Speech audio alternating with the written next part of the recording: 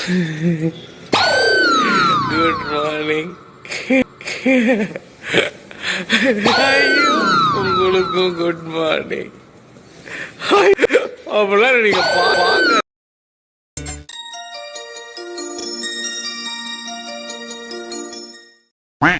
அனைவருக்கும் வணக்கம். இன்னைக்கான இந்த வீடியோவில் வந்து நம்ம எதை பற்றி பார்க்க போகிறோம் அப்படின்னா, ரீசெண்டாக வந்து இந்த ட்விட்டரில் நான் ரொம்ப ஆக்டிவாக இருக்கிற ஒரு ஆள்.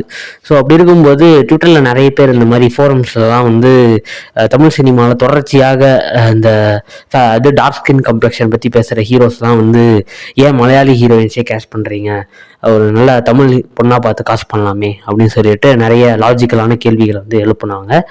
அதை பற்றி டிஸ்கஸ் பண்ணலாமே, அதை பற்றி என் மைண்டில் என்ன இருக்குது, என்னோட பாயிண்ட் ஆஃப் வியூ என்ன அப்படின்றத உங்க கூட ஷேர் பண்ணிக்கணும்னு நினைக்கிறேன்.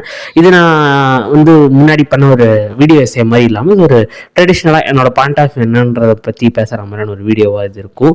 இந்த ஒரு கண்டென்ட்டை பொறுத்த வரைக்கும் இதில் என்னோட பார்வை என்ன அப்படின்னா, இந்த விஷயத்துக்கு ஃபுல்லாக அகென்ஸ்டாகவும் இல்லை, சப்போர்ட்டிவாகவும் இல்லை, ஒரு மாதிரி நடுநிலையில் தான் இருக்கேன். ஏன் இந்த விஷயத்தில் நான் ஒரு நடுநிலையை கடைப்பிடிக்கிறேன் அப்படின்றது வந்து பார்த்தீங்கன்னா, இதுக்கு முன்னாடி இருந்த சுச்சுவேஷனோட இட் இஸ் ஃபார் பெட்டர்ன்னு நான் நினைக்கிறேன்.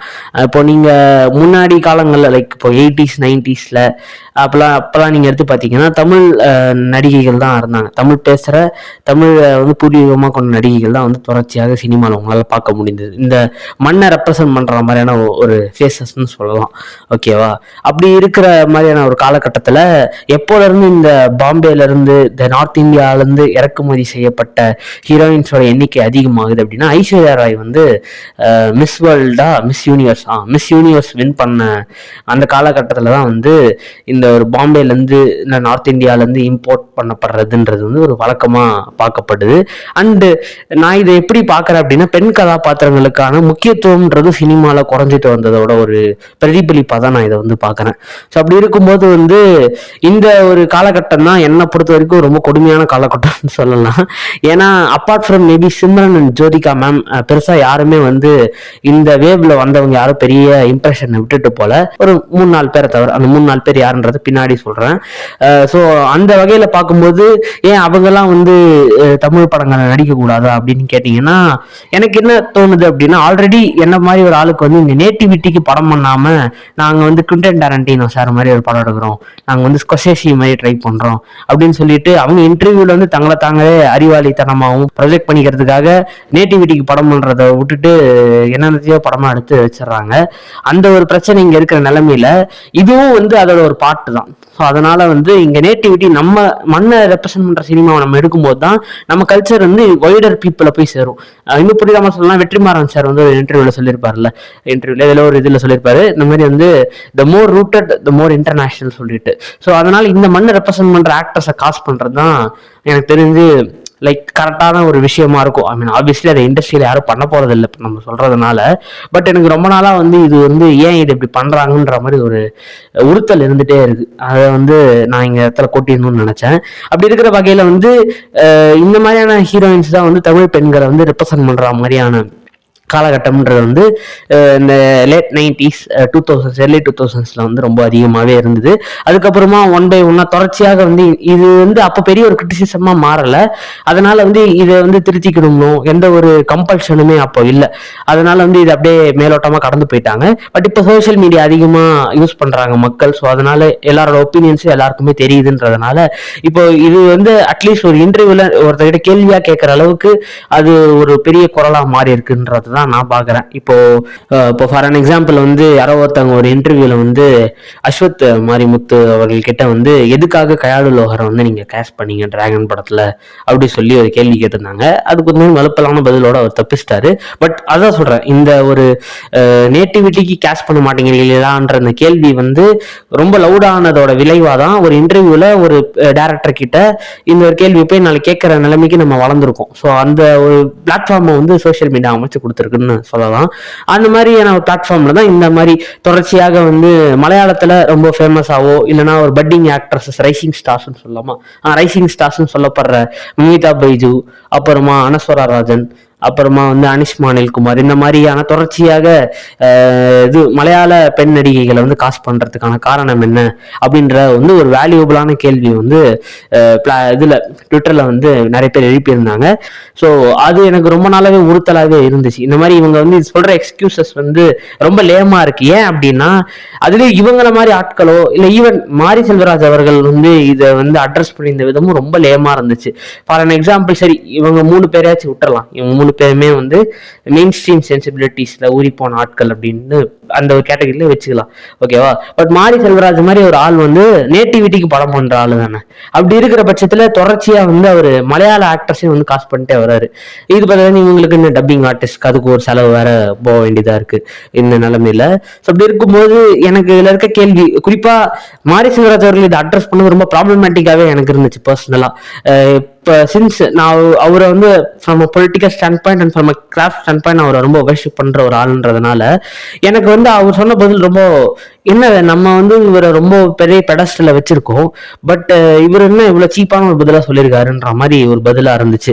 லைக் அதான் வந்து ஆடியன்ஸ் விரும்புறாங்க அப்படின்ற மாதிரி. அதாவது மேடையில ஓப்பனா ஐட்டம் சாங்க்கு எதிராக உங்களால் பேச முடியுது, you have the cuts to do that. But எதுக்காக வந்து இந்த மாதிரி ஃபேர் ஸ்கின்டு இது மலையாளி ஆக்டர்ஸ் மேல வந்து கருப்பு பெயிண்ட போட்டு இப்படி ஒரு விஷயம் பண்ணணும் அப்படின்ற ஒரு வேலிடான கொஸ்டினுக்கு வந்து மாரி செல்வராஜ் அவர்கள் தந்த பதில் வந்து சரியானதா இல்லை.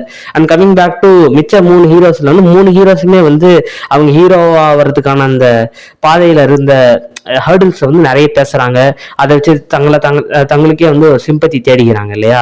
அப்படி இருக்கிற பட்சத்துல வந்து இப்படிலாம் பேசும்போது you are bring that skin complexion and every other things, ஓகேவா. ஆனா ஒரு தமிழ் பொண்ணை வந்து காஸ்ட் பண்ணல அப்படின்ற அந்த கிரிட்டிசிசம் வந்து பைனோ ஒரு ரொம்ப லவுடாவே போயிட்டு இருக்கு இண்டஸ்ட்ரியில. பட் அதுக்கு யாருக்குமே முன் வர்ற மாதிரி தெரியல. அதே சமயம் ஒரு வகையில நான் இதுக்கு சப்போர்ட்டிவாவும் இருக்கேன் அப்படின்றத வந்து நான் முன்னாடி சொல்லியிருந்தேன் இல்லையா.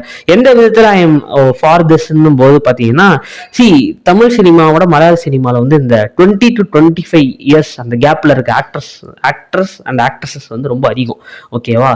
ஸோ அதனால வேற வழி இல்லாம அவங்க டைரக்டா அங்க போயிடுறாங்கன்னு சொல்லலாம். அண்ட் 2வது முக்கியமான விஷயம், தொடர்ச்சியா வந்து இப்போ நம்ம நேட்டிவிட்டி சம்பந்தமே இல்லாத ஹன்சிகா மாதிரியான ஆட்களை வந்து மெயின் ஸ்ட்ரீம்ல திணிச்ச ஊரு சார் இது. அதனால வந்து பாத்தீங்கன்னா அவங்கள மாதிரியான ஆட்கள், அப்புறம் தமன்னா, காஜல் அகர்வால் மாதிரியான ஆட்கள் வந்து தமிழ் பெண்களை வந்து ரெப்ரசென்ட் பண்ற மாதிரி நடிக்கிற ஒரு காலகட்டத்துல இந்த மாதிரியான மலையாளி ஆக்ட்ரஸ்ன்றவங்க வந்து நம்ம நெய்பரிங் ஸ்டேட்ன்றதுனால லைக் பெருமளவு வந்து எனக்கு இது அவ்வளோ இதுவால் ஹர்ட்ஃபுல்லா இல்லை பர்சனலி. சின்ஸ் நம்ம வந்து கன்னியாகுமரி மாதிரி நிறைய டிஸ்ட்ரிக்ட்ஸ் வந்து அவங்களோட பார்டரை ஷேர் பண்றோன்றதுனால குப்பையை கொட்டாம போங்கடா ஏச்சைங்களா. ஸோ அப்படி இருக்கும்போது அதெல்லாம் பண்றோங்கிறதுனால அது எனக்கு ஒரு மாதிரி ஐ கைண்ட் ஆஃப் அக்செப்ட் அப்படின்னு சொல்லலாம். பட் அதான் சொல்றேன்ல, இது வந்து ஒரு ரொம்ப டூ ஃபோல்டான ஒரு டிஸ்கஷன் தான். சும்மா ஒரு டாப்பிக்காக இதை எடுத்து பேசணுமே அப்படின்னு எனக்கு தோணுச்சு. இதுக்கு நான் அகெயின்ஸ்டா ஃபாரா அப்படின்னும் போது obviously I have my own arguments for advocating for casting more Tamil ஆக்ட்ரஸஸ்ன்னு சொல்லலாம். அதே சமயம் ஐ எம் சப்போர்ட்டிவ் ஆஃப் திஸ்ன்றது வந்து பார்த்தீங்கன்னா it's very nice to see Malayali actress get attention and fame through this.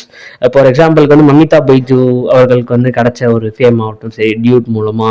And Dude வந்து அதை வந்து அடுத்து வேற ஒரு வீடியோவில் அதை பற்றி பேசுவோம். அண்டு அனஸ்வரா ராஜன் அவர்களுக்கு வந்து கிடைச்ச மெயின் ஸ்ட்ரீம் பாப்புலாரிட்டி. அனிஷ்மா அவர்கள் வந்து தொடர்ச்சியாக சிறை, யூத் மாதிரி நல்ல நல்ல படங்கள்ல வந்து காஸ்ட் பண்றாங்க. ஸோ அது பெரிய ஹிட் ஆகுது, அதனால அவங்களுக்கான ஒரு ஃபேம் அண்ட் ரெகக்னிஷன் அதிகமாகுது. ஸோ இந்த மாதிரியான விஷயங்கள் வந்து எனக்கு எப்பயுமே ஒரு சந்தோஷம் தான். ஒரு ஆர்டிஸ்ட் வந்து அவங்களுக்கு வேண்டியது வந்து அவங்களுக்கு கிடைக்குதுன்றப்போ at no point I feel any disrespect or hatred towards இந்த வீடியோவே வந்து யாருமே ஒரு ஹேட்ரடை கக்கணுன்றது இல்லை. எனக்கு பர்சனலாக தோன்றது வந்து இப்படிலாம் பேசுறவங்க ஏன் இதை வந்து கேள்வி கேட்க மாட்டேங்கிறாங்க, இதுக்காக வந்து எந்த ஒரு முன்னெடுப்பு எடுக்க மாட்டேங்கிறாங்க. ஏன்னா இப்போ சினிமாவில் வந்து சமூக கருத்து பேசுறதுன்றதெல்லாம் வந்து இந்த ஹீரோஸ்ல இருந்து நான் சொன்ன டைரக்டர் வரைக்கும் எல்லாருமே பண்ற ஒரு விஷயம் தான், ஓகேவா. பட் அதெல்லாம் பேசுறவங்க அவங்க இண்டஸ்ட்ரிக்குள்ள இருக்க ஒரு லூப் போலே அட்ரஸ் பண்ண மாட்டேங்கிறாங்க. நான் நல்ல ஒரு இது பார்த்தேன், ட்விட்டர்ல ஒரு கோட் பார்த்தேன். என்ன அப்படின்னா, இந்த மதம் ஜாதி இதெல்லாம் கூட தூக்கி போட்டு ஒன்னா சேர்ந்துருவானுங்க. ஆனா பொம்பளைங்களுக்கு ஒரு விஷயம், பெண்களுக்கு ஒரு விஷயம் அநீதி நடக்குது அப்படின்னா விக்டிம் பிளேம் பண்றது, அந்த மாதிரியான விஷயங்கள்லாம் பண்ணுவாங்க அப்படின்னு சொல்லி பார்த்தேன். கிட்டத்தட்ட இது அதோட வேற ஒரு வேர்ஷன் மாதிரி தான் தெரியுது. உங்க மேல இருக்க தப்பு, இந்த இண்டஸ்ட்ரி மேல பொதுப்பான்மையா இருக்கிற தப்ப நீங்க வந்து இப்படியெல்லாம் வந்து பூசி மூடுகிறதுன்றது வந்து ரொம்ப தவறாக இருக்கு. அண்ட் குறிப்பா மாரி செல்வராஜ் அவர்களுக்கு நான் இது சொல்லணும்னு நினைக்கிறேன். சார், நான் உங்களை ரொம்ப மதிக்கிறேன். உங்களோட கிராஃப்டை வந்து ரொம்ப வர்ஷிப் பண்ற ஒருத்தன் நான். தயவு செஞ்சு தமிழ் ஆக்ட்ரஸஸ்க்கு ஆடிஷன் வச்சு எடுங்களேன். எனக்கு அதுதான் தோணுச்சு. இப்போ வாழை படத்துல நீங்க காஸ்ட் பண்ண யாருமே வந்து வெல் நோன் ஆக்டர்ஸ் கிடையாது, சின்ன பசங்க எல்லாருமே. அப்படி இருக்கும்போது உங்களுக்கு அந்த மாதிரி டேலண்ட் எடுக்கிறதுல வந்து எந்த பிரச்சனையும் இல்லை. பட் ஒரு தமிழ் பொண்ணை வந்து தமிழ் பொண்ணா காஸ்ட் பண்றதுல என்ன பிரச்சனைன்றது எனக்கு சுத்தமா புரியல. அது ரொம்ப நாளா எனக்கு இருக்க ஒரு உறுத்தல் தான். ஸோ பார்ப்போம். That's about this video. அடுத்ததாக வந்து ஆண் பாவம் டியூடை வச்சு ஒரு வீடியோ ஒன்று இருக்குது. ஸோ அது வந்து எப்போ வருதுன்னு தெரில. பட் அதுக்கான ரிசர்ச் ஒர்க் வந்து போயிட்டு இருக்கு. ஸோ நெக்ஸ்ட் வீடியோவில் சந்திப்போம். பாய் பாய்.